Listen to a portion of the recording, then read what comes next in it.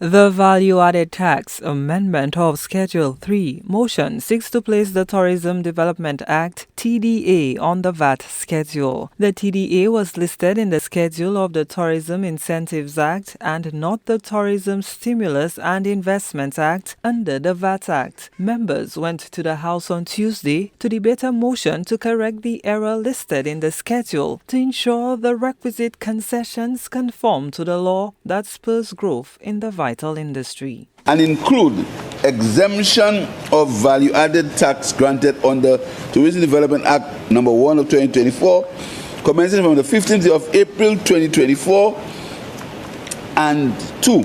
Tourism Stimulus and Investment Act Cap 3.18, commencing from the 14th day of May 2014 and terminating on the 15th day of April 2024, unless saved under Section 156 of the Tourism Development Act No. 1 of 2024. Be it resolved that Parliament, by affirmative resolution, approves the draft value-added tax which amends Schedule 3 of the Act to delete in paragraph 19b Tourism Incentives Act Cap 1514 specified under subparagraph 3 and b include exemption of value-added tax granted under the Tourism Development Act No. 1 of 2024, commencing on the 15th day of April 2024.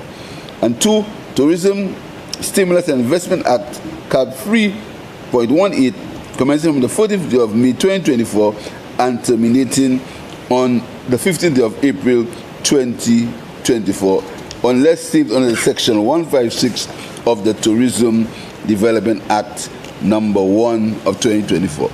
Mr. Speaker, this motion, Mr. Speaker, is a motion that is intended to facilitate and to encourage investment in the tourism industry, mega investments in the tourism industry, Mr. Speaker.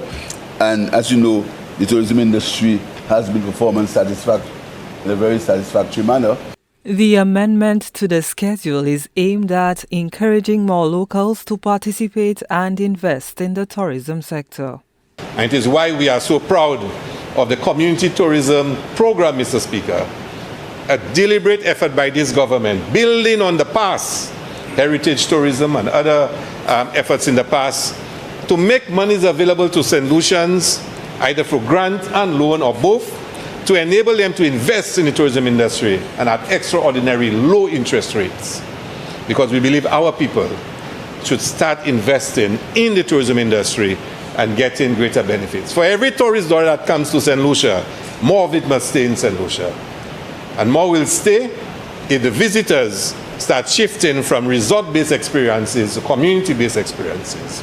MP for Choiseul Saltibus Bradley Felix was in support of the amendment to help enhance the tourism sector. I heard the Minister of Tourism speak to the expected growth in the tourism industry and taking our tourism product to another level. And so I believe this motion is a no-brainer. It was something that, I expect that in keeping with the advancement of our tourism industry, that it is something that we know we should come to this House and pass. The Value-Added Tax Amendment of Schedule 3 is intended to provide concessions for investment and waive the payment of value-added taxes for certain items in the tourism sector. Gina Filipi, HDS News Force.